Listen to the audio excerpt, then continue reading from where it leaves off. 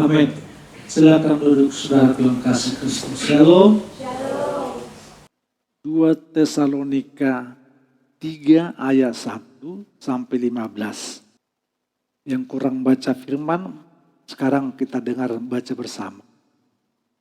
Saya di ayat yang ganjil, saudaraku di ayat yang genap, nanti kita sama-sama di ayat 15.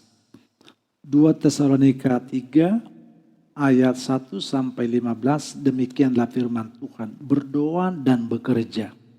Selanjutnya saudara-saudara, doakanlah kami supaya firman Tuhan beroleh kemajuan dan dimuliakan sama seperti yang telah terjadi di antara kamu.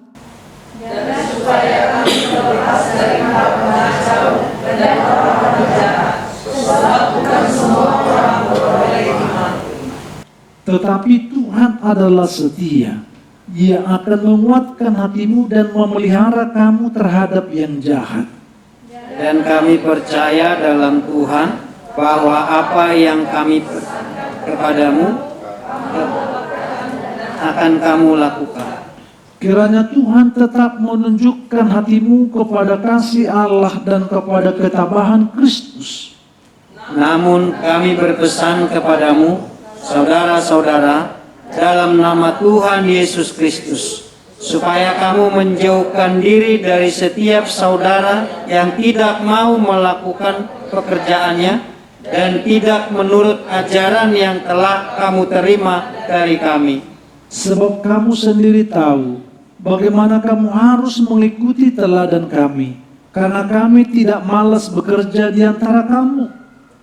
Dan tidak makan roti orang dengan cuma-cuma, tetapi kami berusaha dan berjerih payah siang malam, supaya jangan menjadi beban bagi siapapun di antara kamu.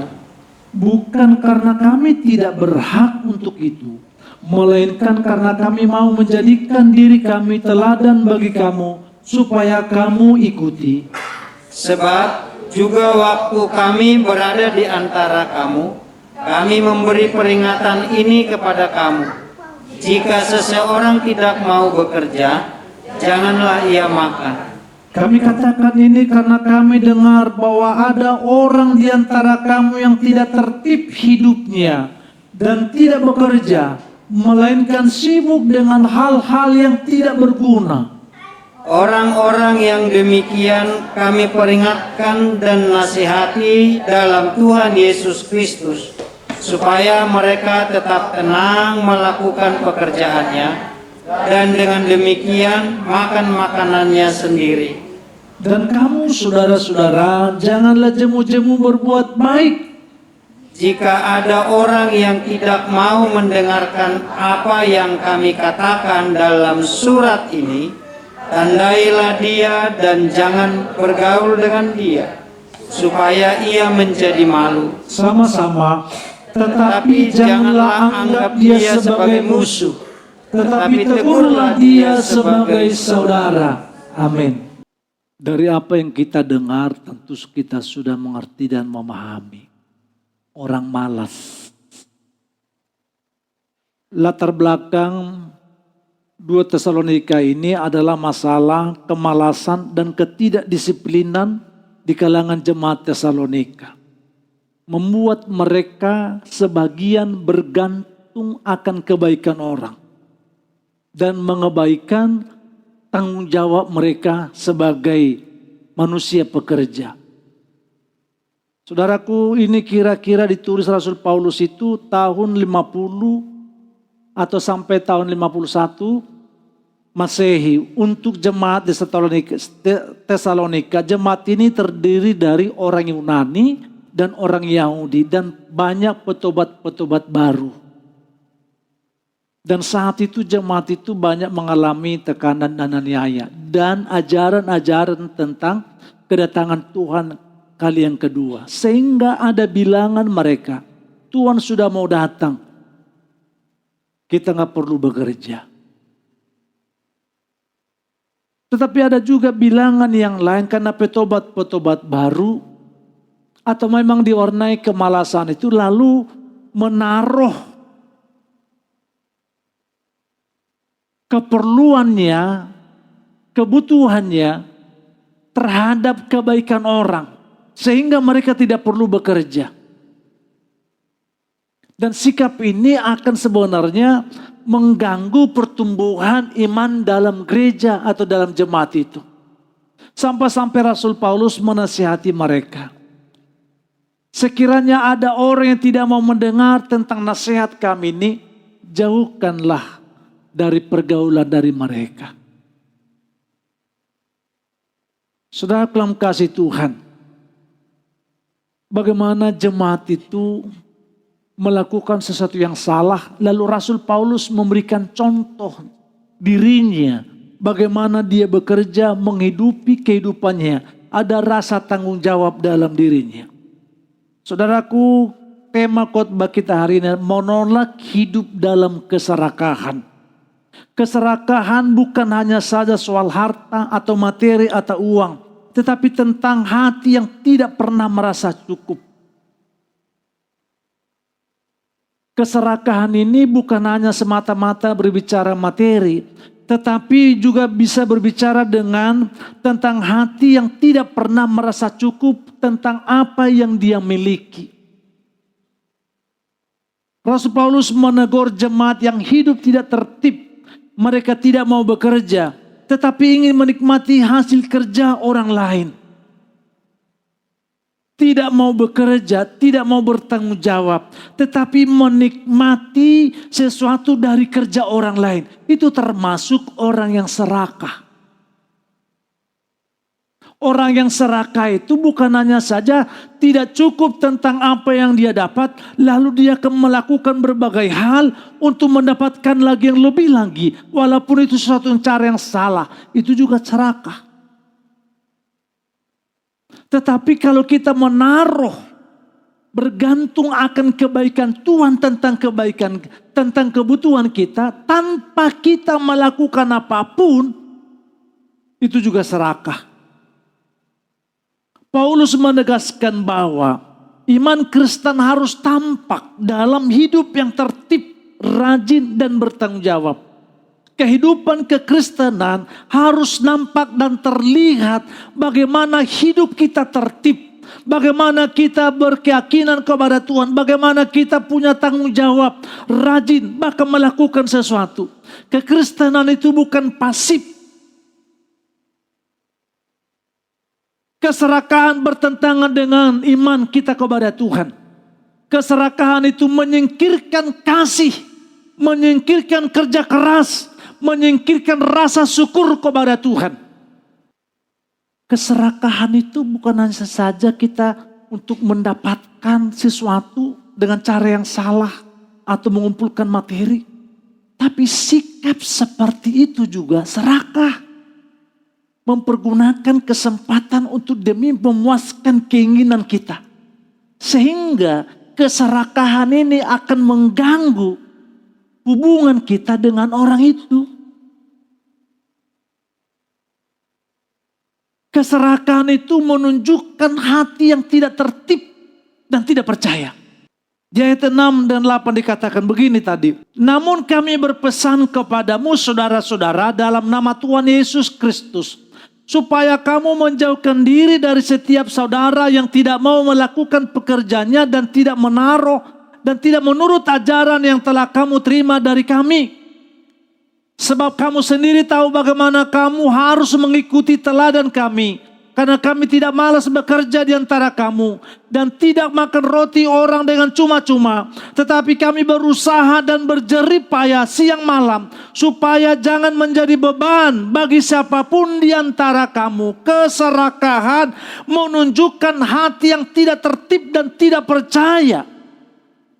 Dan Rasul Paulus berkata, jauhkanlah dirimu dari setiap saudara yang masih seperti itu sikap hidupnya. Orang yang serakah tidak mau mengikuti ketertiban rohani. Sebab ia ingin berkat. Orang yang tidak tertib rohani itu, dia ingin menikmati berkat itu, menikmati kebutuhan tanpa bekerja keras. Dia ingin menikmati akan kebaikan orang. Dia mempergunakan kesempatan kebaikan orang tanpa dia berjerih lelah. Lalu pertanyaannya, orang seperti ini orang yang dewasa enggak dalam iman? Orang yang seperti ini orang yang bertumbuh dalam iman? Orang yang seperti ini orang yang bersyukur enggak kepada Tuhan? Tidak. Dia tidak tertib dalam kerohanian. Dia tidak ada pertumbuhan iman. Dia tidak ada rasa syukur. Bagaimana dia ada rasa syukur kepada Tuhan? Sementara dia menaruh keperluannya terhadap kebaikan orang. Sementara orang memperoleh itu mengikuti proses dalam hidup. Di dalamnya ada jerih payah. Ada tenaga. Ada waktu dikorbankan. Sementara orang ini, dia tidak mengikuti proses untuk mendapatkan hal yang baik itu. Dia hanya tenang-tenang saja. Mempergunakan waktu dan kesempatan itu. Orang itu baik, lalu dia datang. Orang seperti itu tidak tertib. Kalau sikap itu seperti itu akan bisa mengganggu kelanggengan persaudaraan, persahabatan, pertemanan. Dan orang yang seperti itu juga akan merusak hubungan keharmonisan kepada Tuhan. Bagaimana mungkin tercipta hubungan yang baik kepada Tuhan ketika orang bermalas-malasan dan menaruh keperluan kebutuhan kepada kebaikan orang?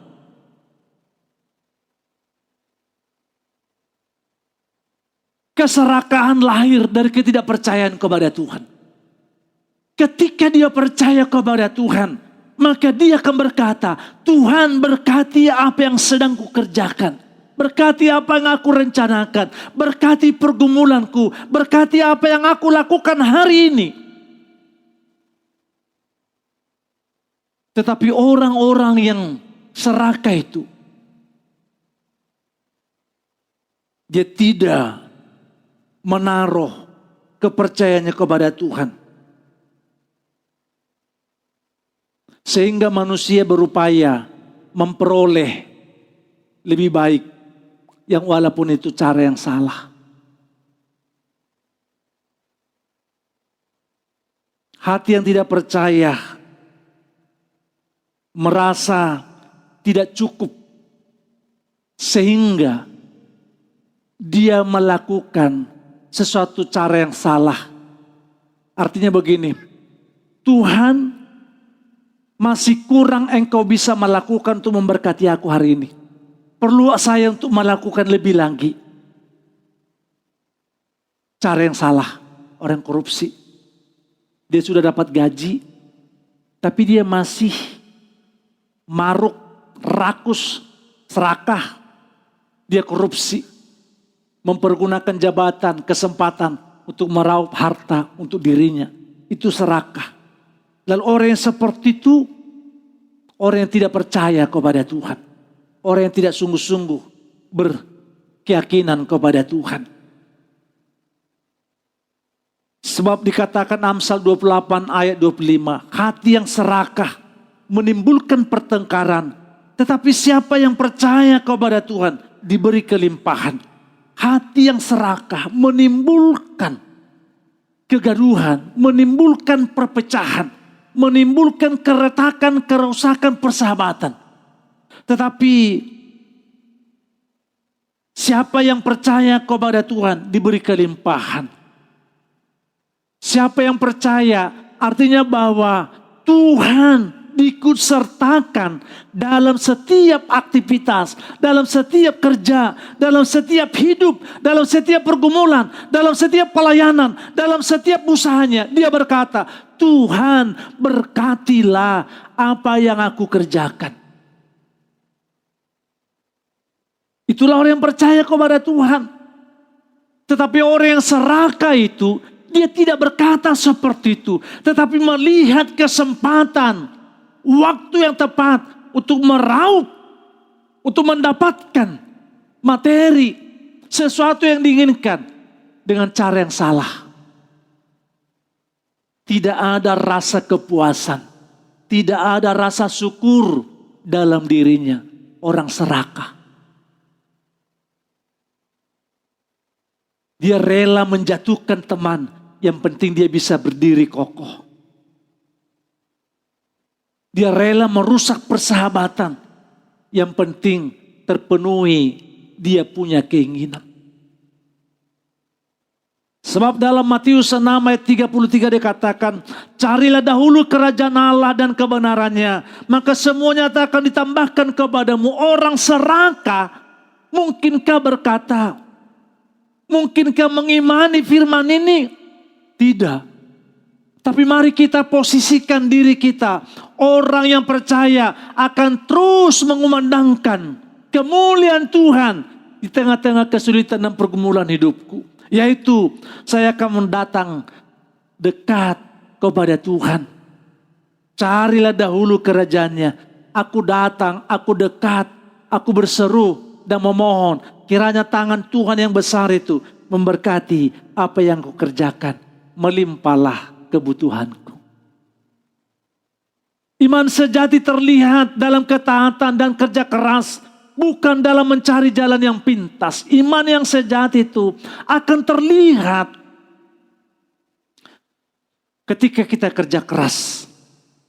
Kesulitan, proses dalam bekerja mendapatkan materi. Proses dalam berusaha, bagaimana gigihnya kita bekerja dan berusaha itu. Dan terus kita bertumbuh dalam keyakinan iman percaya kita kepada Tuhan. Di situ terlihat sejati murni ndak iman kita. Ketika ada persoalan belum dijawab, ketika pergumulan belum ada dan lain sebagainya. Aku di tengah-tengah jepitan, kesulitan, tekanan itu. Iman sejati kita terlihat ndak dalam saat seperti itu.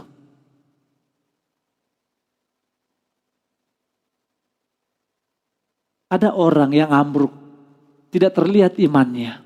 Siapa dia? Orang yang serakah.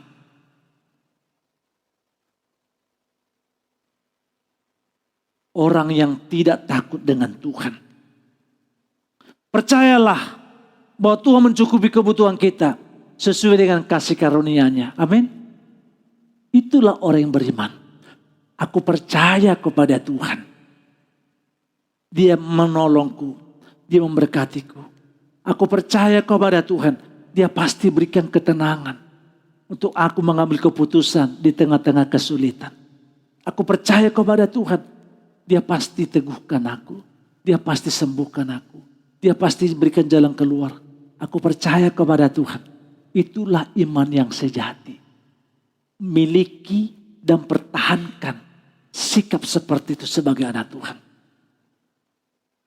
Keserakahan mengikis kasih dan persaudaraan. Di ayat 10 dikatakan begini. Sebab juga waktu kami berada di antara kamu, kami memberi peringatan ini kepada kamu. Jika seorang tidak mau bekerja, janganlah ia makan. Kami katakan ini karena kami dengar bahwa ada orang di antara kamu yang tidak tertib hidupnya dan tidak bekerja, melainkan sibuk dengan hal-hal yang tidak berguna. Orang-orang yang demikian kami peringatkan dan nasihati dalam Tuhan Yesus Kristus, supaya mereka tetap tenang, melakukan pekerjaannya, dan dengan demikian makan makanannya sendiri. Keserakahan mengikis kasih dan persaudaraan. Nggak peduli orang serakah itu saudara, itu pendeta, itu jemaat, nggak peduli. Pak, tolong aku. Kenapa? Anakku sakit. Dan pernah ibu gembala korban. Anakku sakit. Nama kita hanya mendengar anakku sakit. Ternyata bukan sakit. Dijual anak, dibikin cerita supaya mendapatkan uang. Jadi keserakahan itu akan mengikis kasih. Sehingga dia tidak mengasihi orang itu, tetapi bagaimana dia mendapatkan dari orang itu. Orang yang memiliki kasih, dia tidak melakukan itu. Paulus tidak bermaksud untuk melarang jemaat itu berkorban. Yang maksud Paulus adalah Jangan engkau bergaul kepada orang-orang yang serakah, yang hanya menaruh kebutuhannya akan kebaikanmu. Sementara dia tidak bekerja, dia tidak mau melakukan apapun, bahkan dia melakukan yang salah. Jauhkan pergaulanmu dari orang seperti itu. Tetapi engkau yang jangan benci. Rasul Paulus berkata, bukan dalam arti engkau tidak berkorban bagi orang lain. Orang yang serakah itu juga tidak mau berkorban. Orang yang serakah itu menimbun harta dan terus menimbun harta dan terus menimbun harta. Dia tidak berbagi, itu juga serakah. Rasul Paulus berkata, kamu jangan seperti itu. Sebab keserakahan tidak pernah memperhatikan orang lain, hanya diri sendiri. Padahal kasih sejati justru mendorong kita untuk berbagi kasih, berbagi doa, berbagi materi, berbagi hal-hal yang baik. Keserakahan tidak pernah memperhatikan orang lain. Dia hanya fokus kepada diri sendiri. Termasuk juga orang serakah itu orang pelit medit. Bapak Ibu bukan orang pelit ya. Hanya belum ada kesempatan saja untuk berkorban. Bapak Ibu bukan orang pelit, bukan orang serakah. Cuma belum tahu tempat di mana untuk berkorban itu. Jadi saudara dalam kasih Tuhan, orang serakah itu sekali lagi hanya fokus kepada dirinya sendiri. Yang penting aku dapat. Yang penting aku tenang, yang penting aku makmur, yang penting aku dapat rumah, dapat mobil, dapat bekerja, usaha luar biasa, luar biasa, luar biasa, luar biasa. Dia himpun semuanya. Tapi orang yang memiliki iman yang sejati itu, ada dalam dirinya untuk berbagi kasih, berbagi materi, berbagi waktu, berbagi tenaga, berbagi pengetahuan kepada orang lain. Amin. Kita miliki hidup seperti itu. Berbagi kasih. Saudara dalam kasih Tuhan, orang serakah sekali lagi tidak diberkati Tuhan.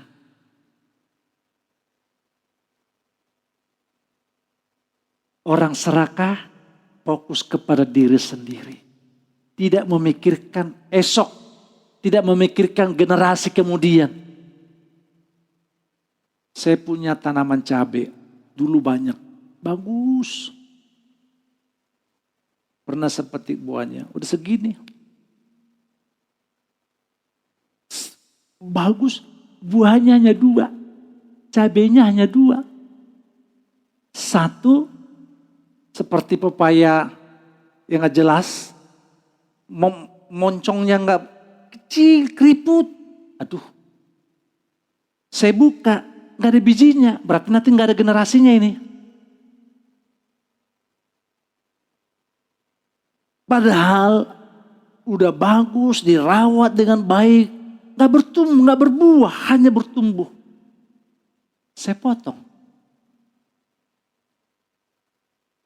Terus 2 bulan kemudian bertumbuh. Gak berbuah, saya cabut. Lalu saya katakan, lo hanya untuk mikirin dirimu sendiri ya. Lo gak mikirin sesudah kamu nanti gak ada lagi generasimu. Lo egois. Lo harus mikirin anakmu. Kelak itu jadi apa. Jangan hanya fokus diri sendiri, jangan hanya bertumbuh diri sendiri. Gak berguna ini. Egois kamu, hanya untuk dirimu sendiri, kamu gak pikirkan. Bagaimana supaya ada bijimu nanti ditanam, dibibitkan kembali, kamu gak berpikir, ku cabut dia, ku gak tahu diri. Serahkan lo. Manusia kadang begitu. Serakah hanya untuk memikirkan diri sendiri. Dia tidak berpikir kelangsungan generasi berikutnya. Tidak ada berpikir bahwa nanti anakku ini seperti apa, hidup saya, keluargaku ini seperti apa. Dia hanya fokus kepada diri sendiri. Jika cecok, rusak rumah tangga itu. Dia tidak berpikir nanti bagaimana anaknya kelak. Sikap perbuatannya itu kelak apakah itu nanti mempengaruhi pertumbuhan anak atau tidak, egois. Dia tidak mau tahu, serakah. Yang penting keinginan, yang penting kenyamanan, yang penting aku bisa terpuaskan kebutuhanku. Anak Tuhan jangan begitu. Pikirkan generasimu berikutnya. Untuk memikirkannya berarti kita harus kita atur hidup ini. Kita harus atur dengan baik. Hidup ini benar atau tidak, layak atau tidak, memuliakan Tuhan atau tidak, pekerjaanku ini berkati Tuhan atau tidak. Harus kita sendengkan kepada firman. Jangan boleh egois.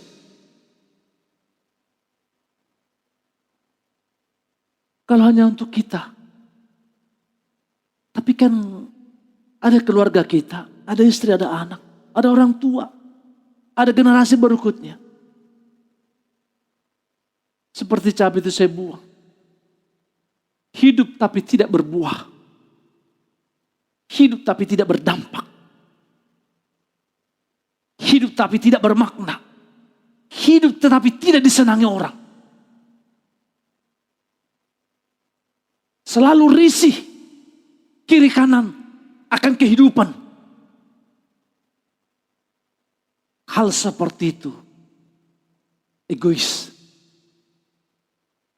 Tidak berguna.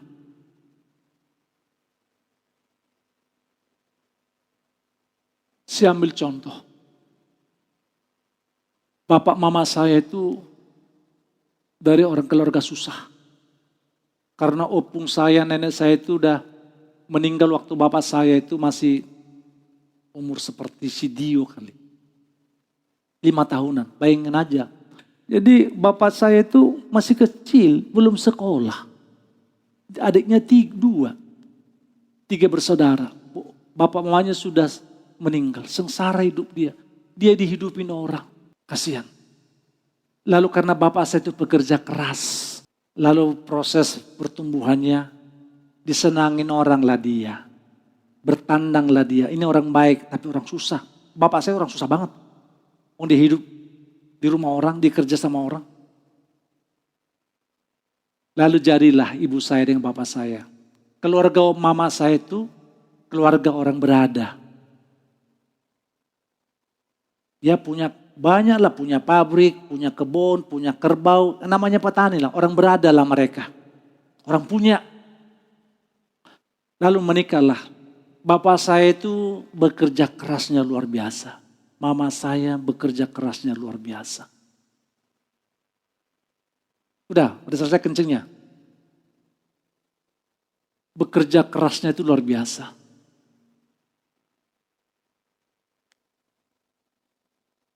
Mama saya itu dagang. Bapak saya itu pergi ke sawah. Ke ladang, ke sawah. Lalu dia pergi lagi ke tempat kampung lain untuk mengambil dagangan mama saya. Sesudah mama saya mengolah dagangannya, lalu dibawa ke kota. Bapak saya ngantar. Dari sana lagi bapak saya pulang kembali lagi ke sawah. Sirkulasi hidup begitu sakit dan berkorban. Luar biasa. Dan aku alami. Bayangin aja. Pulang sekolah SMP. Kalau SD saya hidup saya di sawah. Kalau SMP sudah berkurang dikit. Karena saya sudah agak jauh. Dari SMP pulang ke rumah. Makan sedikit jus langsung ke sawah. Sampai malam. Bekerja keras bapak. Hasilnya ada. Bapak saya sawahnya banyak. Tapi mama saya cinta Tuhan. Mama saya itu cinta Tuhan. Selalu setiap pagi itu berdoa. Rajin, tidak pernah dia tidak beribadah. Dia tidak pernah bolos memberikan perpuluhan. Mama saya. Hasil sulung dari sawah nggak pernah bolos. Panen langsung ditelepon itu pendeta, dipanggil pendeta. Supaya pendeta itu menghubungi toke. Supaya toke itu langsung mengukur berapa yang harus ke gereja. Kalau panen buah sulung itu. Mama saya setia. Ibadah, berdoa, perpuluhan, setianya luar biasa. Mama saya tidak egois. Dia berpikir, kelak anakku. Hidup saya bukan hanya untukku, tapi untuk anakku. Saudaraku, tamat SMP saya ke Jakarta. Disitulah proses bagaimana Tuhan membukakan pikiran hatiku. Oh ternyata apa yang dikerjakan mamaku itu hasilnya ini. Dan puji Tuhan, hasil doa ketaatan mama saya, bapak saya, kami semua orang baik.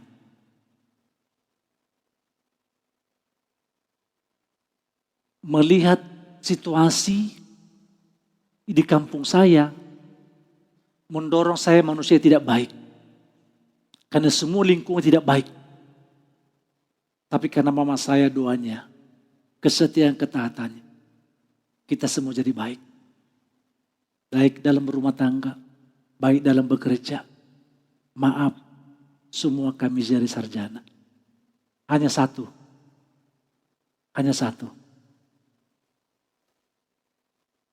Yang saya katakan begini, jangan kita egois, jangan serakah. Jangan hanya kita asik apa yang kita perbuat, apa yang kita nikmati dalam sekarang ini. Sebab apa yang kita lakukan akan mempengaruhi pertumbuhan keluarga, saudara ke depan. Berbagi kasih melalui sikap hidup berbagi. Melalui sikap hidup mengerti dan memahami orang. Untuk itu saudaraku, jangan tiap-tiap orang hanya memperhatikan kepentingannya sendiri. Tetapi kepentingan orang lain. Filipi 2 ayat 4. Lebih berbahagia memberi daripada menerima. Rasul 20 ayat 35. Janganlah tiap-tiap orang hanya memperhatikan kepentingannya sendiri. Tetapi kepentingan orang lain. Itulah orang yang tidak serakah. Amin. Saya rindu kita semua belajar melakukan Filipi 2 ayat 4 ini. Harus kita memperhatikan. Bukan materi. Bukan hanya saja materi. Tetapi sikapku ini memberkati ndak? Nyaman ndak? Keputusanku itu nyaman ndak bagi sekitarku atau yang ada samping kiri kananku? Mesti begitu. Jadilah pekerja yang bertanggung jawab, bukan penumpang dalam komunitas atau gereja. Banyak orang mempergunakan kesempatan itu. Berkali-kali orang datang ke gereja ini. Pak tolong kami Pak. Pak tolong kami Pak. Pak pendeta tolong kami Pak. Mempergunakan gereja, kesempatan orang-orang Kristen itu. Untuk mendapatkan sesuatu tanpa dia bekerja keras. Padahal dia punya potensi, punya tenaga. Punya waktu, masih muda. Tapi dia tidak mempergunakan itu. Untuk itu jadilah pekerja yang bertanggung jawab. Bukan penumpang dalam komunitas atau gereja. Semasa kita kuat masih bisa. Terkecuali lansia. Terkecuali karena sakit. Terkecuali karena hal yang lain. Boleh. Tapi karena sifatnya hanya serakah. Mempergunakan kebaikan orang untuk keperluannya. Itu sesuatu yang salah. Gunakan berkat Tuhan untuk menolong, bukan menimbun. Dalam pelayanan, hindari sikap untuk dihormati tanpa berkorban. Tanpa berbuat sesuatu. Keserakahan menghilangkan damai sejahtera. Janganlah kamu jemu-jemu berbuat baik. Keserakahan membuat hati tidak pernah puas. Semakin banyak yang dimiliki, semakin besar keinginan untuk memiliki lebih lagi. Akibatnya seorang kehilangan damai sejahtera dan sukacita dalam Tuhan. Sebaliknya, orang yang hidup dalam syukur dan ketekunan akan menikmati kecukupan dari Allah dengan berkata, puji syukur. Keserakahan itu bisa menghilangkan damai sejahtera. Semakin banyak dimiliki, semakin besar keinginannya. Masih kurang. Cekcok, hilang damai sejahtera. Tidak ada hubungan lagi yang baik dengan keluarga. Untuk demi mendapatkan yang lebih besar.